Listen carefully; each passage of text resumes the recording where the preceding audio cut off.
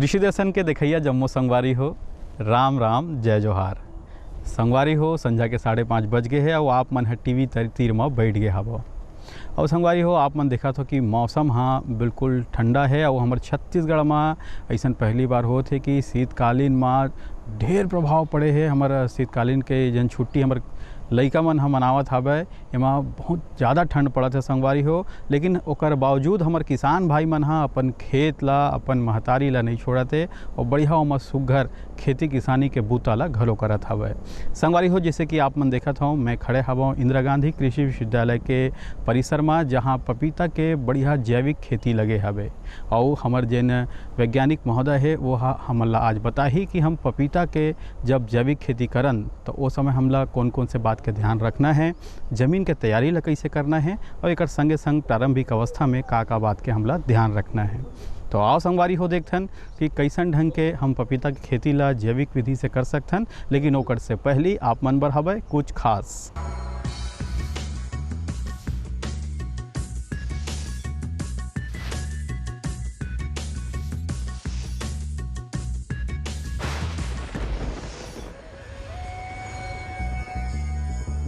तो किसान भाइयों, जब भी आलू की खेती करनी हो पहले एक बार एमबी प्लाव गहरी जुताई कर लें एमबी प्लाव से, क्योंकि हमको कम से कम 50 से 60 सेंटीमीटर गहराई तक की मिट्टी की आवश्यकता होती है और मेड़ बनाना होता है। इसीलिए एमबी प्लाव चला के बढ़िया खेत को तैयार करने के पहले चला लें और उसके बाद कल्टीवेटर और डिस्क हैरो से बढ़िया मिट्टी को भुरभुरी कर लें।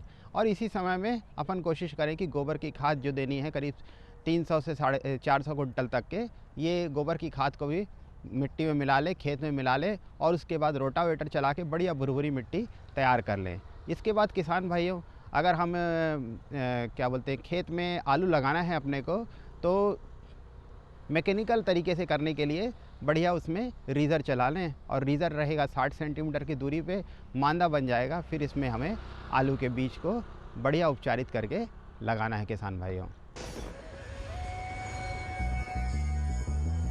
तो संगवारी हो कार्यक्रम में एक बार फिर से आप मन के स्वागत है। और जैसे कि आज हमन हाँ बात करबो कि हम जैविक विधि से पपीता के खेती करना चाहतन, तेकर बर जमीन के तैयारी कैसे करन और ओकर प्रारंभिक अवस्था में हम ओकर देखभाल कैसे करन।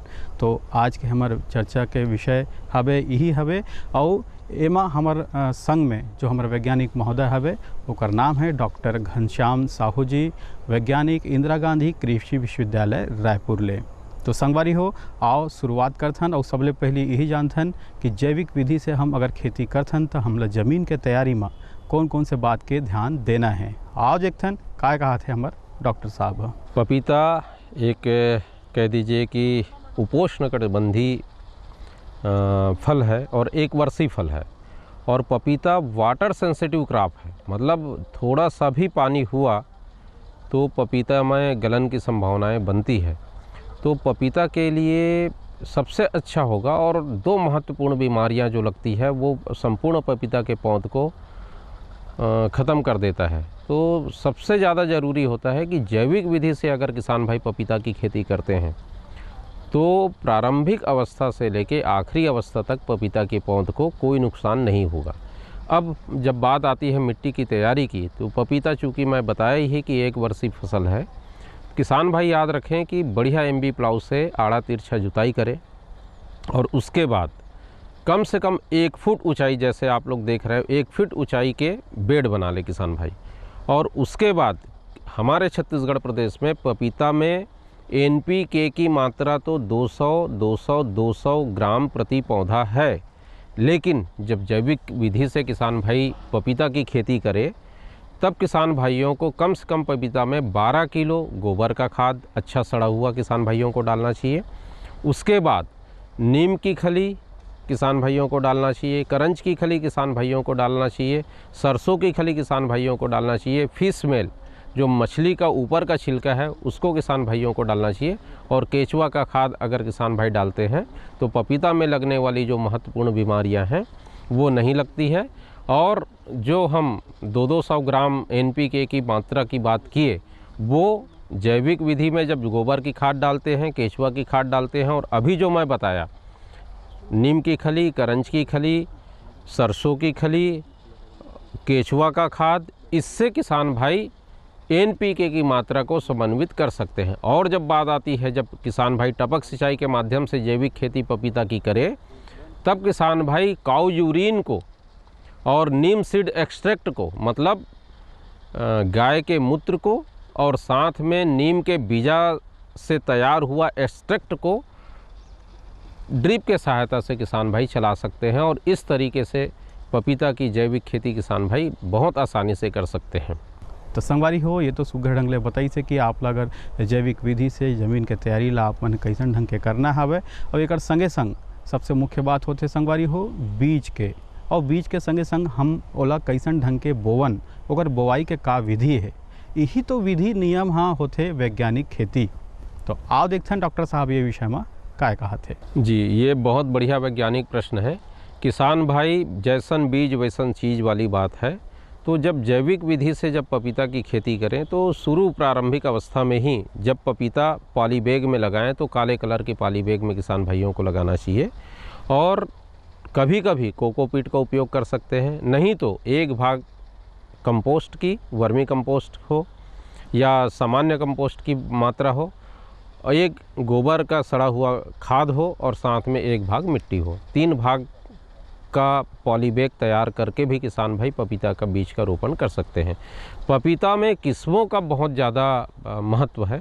और किस्मों में किसान भाई याद रखें गाइनोडायसियस वैरायटी, मतलब संपूर्ण तरह के मादा फूल प्रदान करने वाले किस्मों का ही बीज किसान भाइयों को लेना चाहिए। और ये गाइनोडायसियस जो किस्म है इसके बीज काफ़ी महंगे मिलते हैं। इसमें किसान भाई याद रखें भारतवर्ष में, संपूर्ण भारतवर्ष में लगा सकते हैं। हमारे प्रदेश में तो बहुत अच्छे से लगाते हैं। पूसा नन्ना बहुत अच्छी किस्म है, रेड लेडी बहुत अच्छी किस्म है, ताइवान है और हनी ड्यू है। इन किस्मों को किसान भाई पॉली बैग में पहले तैयार कर ले और जब पपीता 45 दिन की हो जाए तब पॉली बैग से मुख्य खेत में किसान भाइयों को लगाना है। और लगाते समय विशेष ये ध्यान रखें कि हमेशा शाम में 4 बजे के आसपास किसान भाइयों को लगाना चाहिए और पॉली बैग को सावधानी से किसान भाइयों को फाड़ना चाहिए। तो इस तरीके से किसान भाई बीज की तैयारी और साथ साथ नर्सरी तैयार करके मुख्य खेत में किसान भाई पपीते का रोपण कर सकते हैं। और संगवारी हो जैसे कि अभी जड़काला के मौसम चलत हवे, बढ़िया ठंड हवे यहाँ, और आप मन देखत हो कि बदली घलो छाए हवे। तो ऐसन स्थिति में हम जब पपीता के जैविक खेती करत हवन तो वहाँ जल प्रबंधन के कतका महत्व है और जल प्रबंधन हमला कैसन ढंग के करना चाहिए। आओ देखते हैं ये विषय में क्या कहा थे डॉक्टर साहब। बिल्कुल, ये मौसम चक्र कभी भी बारिश हो ही रही है और किसान भाइयों को मैं यही सलाह दूंगा कि पपीता एक वाटर सेंसिटिव क्रॉप है। ज़्यादा पानी हुआ कि पपीता ख़राब हुआ। इसलिए पहली बात किसान भाई 1 फीट ऊंचाई के बेड बना के पपीता लगाएं, पहला। दूसरा किसान भाई ऐसे बदली की अवस्था में पपीता को बिल्कुल भी पानी किसान भाइयों को ना देना चाहिए। बशर्ते जब जैविक खेती करते हैं तब किसान भाइयों को इसी समय में काऊ यूरिन और नीम सीड एक्सट्रैक्ट, मतलब नीम के बीजा से जो तैयार हुआ एक्सट्रैक्ट को हल्का ड्रिप के माध्यम से किसान भाइयों को चला देना चाहिए। बात आती है जब भरी गर्मी में, तो भरी गर्मी में जब किसान भाइयों को पपीता के पौध में जब पानी देना होगा तो याद रखेंगे किसान भाइयों ट्वाइस इन ए वीक, सप्ताह में 2 बार किसान भाइयों को ज़रूर पानी देना है। या तो सोमवार के दिन जब पानी चलाते हैं तो उसके बाद गुरुवार के दिन दूसरा पानी चलाएं। पपीता के पौध में मार्च, अप्रैल और मई की अवस्था में 14 से 16 लीटर प्रति पौध पानी की आवश्यकता होती है। और किसान भाइयों को याद रखना चाहिए कि पपीता को 1.5 मीटर कतार से कतार की दूरी और 1.5 मीटर पौध से पौध की दूरी में किसान भाई जब रोपण करते हैं तो सामान्य जो लेटरल है उस माध्यम से भी पानी दे सकते हैं। और नहीं तो बटन ड्रिपर लगा के, जब पानी की अधिक आवश्यकता होती है तो बटन ड्रिपर लगा के भी किसान भाइयों को पपीता में पानी देना चाहिए। तो संगवारी हो आप मन सुने देखो कि कैसन ढंग के आप मन अपन क्षेत्र में पपीता के खेती करके अपन जिन आय है तेला आप मन दुगना कर सकत हबो। तो आप मन अपन क्षेत्र में सुघर ढंग ले पपीता के खेती ला करो। और संगवारी हो अब बेरा हो गए है एक ठन सुघर संदेश के बाद कार्यक्रम में आप मन के स्वागत करबो। आप मन देखो ये संदेश ला। मेरे साथ बोलो ए बी। अरे नादान, बच्चे को एबीसी सिखा रहा है। अरे काम धंधे की एबीसी तू कब सीखेगा? ये देख विज्ञापन, तेरे जैसे कृषि विज्ञान सीखे हुए युवाओं के लिए भारत सरकार के कृषि मंत्रालय ने एक योजना बनाई है, ACABC। ACABC? जी हाँ, ACABC यानी एग्री क्लिनिक्स और एग्री बिजनेस सेंटर। इसके तहत कृषि विज्ञान पढ़े युवाओं का चयन होने पर उन्हें मुफ्त ट्रेनिंग दी जाती है और हाँ, अपना कारोबार चलाने के लिए बैंक से लोन भी मिलता है। इसके साथ ही अगर युवा अपने इलाके के किसानों की खुशहाली के लिए उन्हें खेती बाड़ी व अपने कारोबार से जुड़ी लाभदायक जानकारी देते रहेंगे तो उन्हें लोन पर 36 से 44% तक की सब्सिडी भी मिलेगी। तब तो मैं जरूर सीखूंगा काम धंधे की ABC। शाबाश, चलो अपनाएं स्वरोजगार, खेती में हो विकास अपार। सहकारिता के बल पर विकास के लिए उठे कदम, जन सहकार की ताकत लेकर आगे बढ़ते जाएं हम। जन जन ने इस क्रांति में है विश्वास जगाया, हम सब ने मिलकर विकास का परचम है फहराया। सहकारिता है अपने विकास की पहचान, नए दौर में सहकारिता ही भारत का अभिमान। कृषि मंत्रालय भारत सरकार द्वारा जनहित में जारी। गाँव गाँव और शहर शहर में बात चली, राष्ट्रीय बागवानी मिशन की लहर चली। आसान हुआ अब फल फूल मसाले उगाना, नर्सरी लगाना और जैविक खेती अपनाना। अब हुआ तकनीकी प्रशिक्षण पाना आसान, विपणन के लिए भी है सहायता के प्रावधान। अधिक जानकारी के लिए जिला बागवानी अधिकारी या राज्य बागवानी निदेशक से संपर्क करें। राष्ट्रीय बागवानी मिशन, जीवन संवारे, खुशियाँ फैलाए। वही संगवारी हो, जब हम पपीता के खेती ला करथन तो जमीन के तैयारी से लेकर के हमला ओकर बढ़त तक ले हमला कई प्रकार के खाद के भी विशेष रूप से ध्यान देला पड़ते और खाद के संगे संग खरपतवार के भी हमला ध्यान रखेला पड़ते। आओ जानथन ये विषय में का कहा थे डॉक्टर साहब।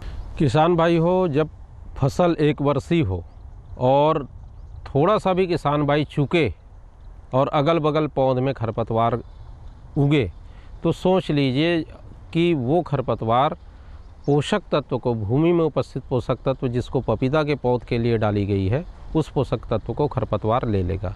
तो किसान भाइयों को मैं 2-3 तरीका बताता हूं जिससे खरपतवार नियंत्रित हो जाएगा।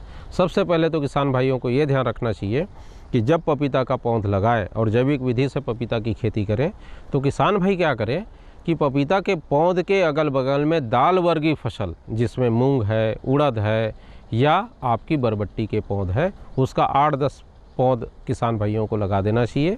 इससे क्या होता है कि अगल बगल में उगने वाली जो खरपतवार है वो खरपतवार नहीं उगती है। इन पौध के द्वारा वो खरपतवार को ज़मीन में दबा दी जाती है और उसके बाद जब इसमें फली आने की अवस्था हो या 40 से 45 दिन की अवस्था हो और पपीता का पौध भी जब 40 से 45 दिन खेत में हो जाए, उसके बाद गुड़ाई करके इनको हरी खाद के रूप में उपयोग करना चाहिए।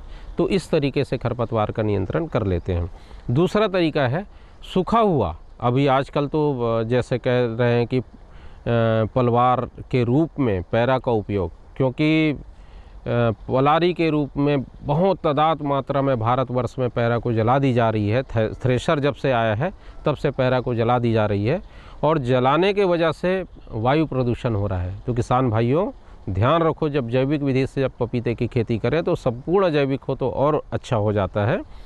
तो जो पलारी के लिए जला दी जाती है पैरा, उस पैरा को चेपर बना के, मतलब डंठल बना के, गठरी बना के अगर पपीता के अगल बगल लगाते हैं तो वो खरपतवार नियंत्रण का काम करता है। और तीसरा है, जब हम बायोडिग्रेडेबल मल्च, जो कार्बनिक पलवार है, प्लास्टिक का कार्बनिक परिवार है, उस पलवार का भी उपयोग पपीते के इर्द गिर्द अगर 40% एरिया में इर्द गिर्द कर देते हैं तो बिल्कुल भी खरपतवार नहीं उगता है। और पोषक तत्व प्रबंधन में किसान भाई याद रखेंगे कि काऊ यूरिन सप्ताह में एक बार अगर पपीते के पौधे में चलाते हैं और ऐसे नीम सीड एक्सट्रैक्ट किसान भाई अगर पपीते के पौधे में सप्ताह में एक बार चलाते हैं तो कोई कीड़ा बीमारी पपीता में नहीं लगता है। और इस तरीके से पोषक तत्व का प्रबंधन किसान भाई कर सकते हैं।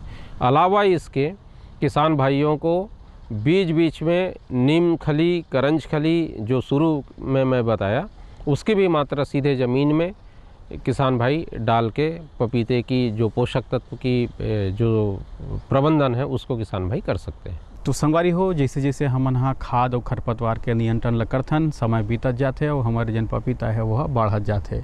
एकर संगे संग बढ़ती अवस्था में घलोक या फिर मौसम के प्रभाव ले हमार जन पपीता है ओमा कौन कौन से प्रकार के रोग राई लग सकते, कौन कौन से प्रकार के कीट पतंगा लग सकते और ओकर निराकरण हम कैसे करन, यही बात ला बतावत है हमारे डॉक्टर साहब। आओ देखथन। किसान भाइयों, पपीता में 2 महत्वपूर्ण बीमारियां और ऐसी महत्वपूर्ण बीमारी है कि जब ये बीमारी लग जाए पपीते में तो पपीते के पौध संपूर्ण रूप से समाप्त हो जाता है। पहला है पपीते में येलो वेन मोज़ेक वायरस का आक्रमण, मतलब पपीते में पीली पत्ती सीरा रोग, ये संपूर्ण पपीते को ख़त्म कर देता है। और अभी विगत 3 वर्ष से रिंग स्पॉट वायरस, इसमें भी पपीता गुच्छानुमा बन जाता है और गुच्छानुमा बनने के बाद पपीते में फलन नहीं के बराबर आता है। अब याद रखेंगे किसान भाइयों कि ये पीली पत्ती जो सीरा रोग है, ये एमेलोज जो सूक्ष्म जीव है उसके माध्यम से एक पपीता से दूसरे पपीता में जाता है और इसका इंसेक्ट वेक्टर होता है एफिड, जो चूसक कीट है वो एक पपीते से दूसरे पपीते की ओर ले जाता है। तो किसान भाई याद रखना, जब जैविक विधि से पपीते की खेती करें तो आपने जड़ क्षेत्र में तो नीम सीड एक्सट्रैक्ट डाला ही डाला है। किसान भाइयों को और सलाह दूंगा कि बीच बीच में जब मौसम खुला रहे तो नीम सीड एक्सट्रैक्ट या नीम आयल को, नीम का जो आयल है उसकी 10 ml मात्रा 1 लीटर पानी में करके पपीते के पौध में 15-15 दिन के अंतराल में अगर छिड़काव करते हैं तो कीड़े का नियंत्रण हो जाता है। और ये 2 बहुत महत्वपूर्ण जो बीमारी है, रिंग स्पॉट वायरस और येलो वेन मोज़ेक वायरस, इससे पपीते के पौध को बहुत आसानी से बचाया जा सकता है। एक और महत्वपूर्ण बीमारी है जिसमें गलन होता है, जिसको हम लोग कहते हैं कि पपीता का तना गलन रोग, और तना गलन रोग फफूंद जनित है। तो किसान भाई, चूँकि ज़मीन में जब हम नीम खली डालते हैं, सरसों खली का डालते हैं तो काफ़ी अवस्था तक के इसको नियंत्रित किया जा सकता है। इसके बावजूद जब ये चीज़ें नियंत्रित नहीं होता है तो किसान भाइयों को कॉपर ऑक्सी क्लोराइड, जिसको हम जैविक में ही मानते हैं, तरल कॉपर ऑक्सी क्लोराइड को किसान भाई लोग स्प्रे कर सकते हैं या पौध के अगल बगल में रिंग बना के किसान भाई अगर डालते हैं तो महत्वपूर्ण कीट और महत्वपूर्ण बीमारी से पपीते के पौध को किसान भाई बचा सकते हैं। तो भाई संगवारी हो, आप मन सुने देखो कि कैसन ढंग के आप मन ला कीट व्याधि ले हमारे पपीता के जैविक खेती ला बचाना है। और जैसे हमारे डॉक्टर साहब कहा थे कि अगर जैविक विधि से अगर आप मन पपीता के खेती ला करत हो तो वहाँ कोनो प्रकार के बहुत ज़्यादा बीमारी के प्रकोप नहीं हुए, ओकर रेजिस्टेंस पावर हा बढ़िया बाढ़े रही थे और पपीता हा अधिक से अधिक दिन तक चलते। और सबले बड़े बात संगवारी हो कि पपीता एक पौष्टिक आहार हवे जेमा आम के बाद विटामिन ए के प्रमुख स्रोत मिलते। एक संगे संग पपीता के हमार जन छत्तीसगढ़ में सुघर बड़ी घलो बनाथे संगवारी हो। हमार कई ठन महिला समूह बहनी मन हवे तेन मन हा पपीता के बड़ी बनाथे और ओकर ले कई प्रकार के कतरी हो गए और कई प्रकार के ओमा नाना प्रकार के चीज़ घलोक बनते संगवारी हो। तो पपीता के खेती ला आप मन अपन अपन क्षेत्र में जरूर करूँ, लेकिन पपीता के खेती करत समय हमला कौन कौन से प्रकार से ओकर व्यवस्था करना है, ओकर कटाई ओकर छटाई कैसन ढंग के करना है, इहू गोठला गोठियावत है हमारे डॉक्टर साहब। आओ देखथन। पपीता एक स्यूडो स्टेम है, मतलब सशक्त तना वाला फल तो नहीं है। तो इसमें क्या है, जब ओल्ड लीफ हो जाता है वो पीली हो जाती है, उन पीली पत्तियों को किसान भाइयों को हम लोग वैज्ञानिक भाषा में स्किर्टिंग कहते हैं।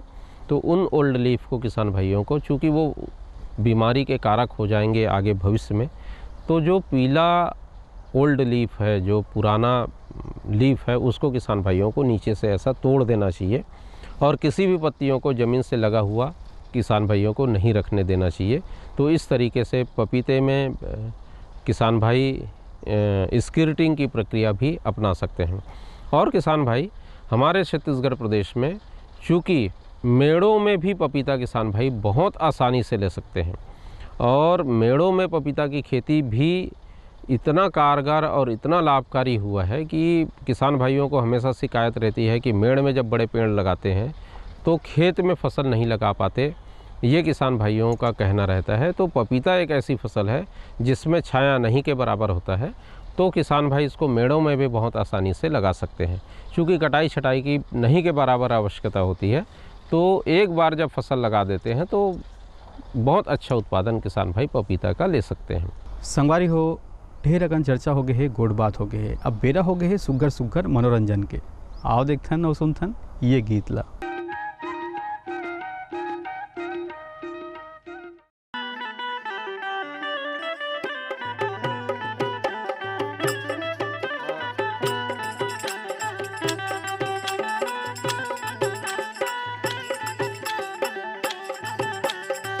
घरी नारे भैया नगा नारी नगाना ए नगाना मोरे नाना जो भला नारे नारे भैया नहा नारे ना हो ए नहाना मोरा नाना जो ए घरी घरी नारे भैया नगा नारी नगाना ए नगाना मोरे नाना जो भला नारे नारे भैया नहा नारी ना हो ए नहाना मोरे नाना जो भला।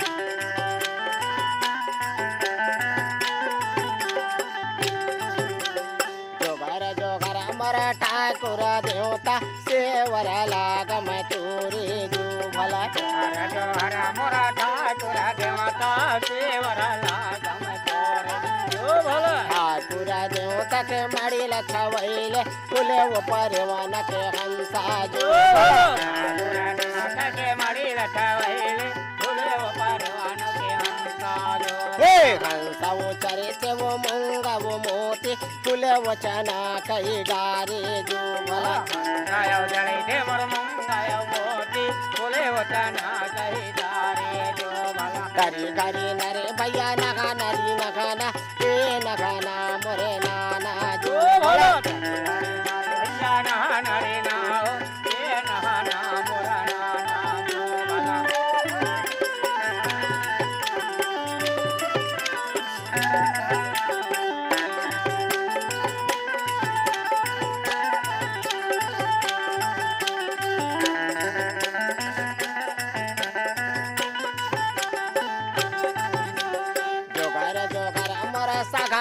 देवता सेवर लागम तोरे जो भला जोहर मोरा साड़ा देवता सेवर लागम तोरे जो भला। सागड़ा देवता के मड़िल छवैले फुले वो परवन के हंसा जो भला देवता के मड़िल छवैले फुले वो परवन के हंसा जो भला। हंसा वो चरित वो मूंगा वो मोती फुले वो चना कई गारे जो भला गायो चरित मोर मूंगायो मोती फुले वो परवन के हंसा जो भला। हरी हरी नरे भैया नगा नरी नगाना ए नगाना मोरे नाना जो भला हरे नारे भैया नहा नरे ना हो ए नहाना मोरा नाना जो भला।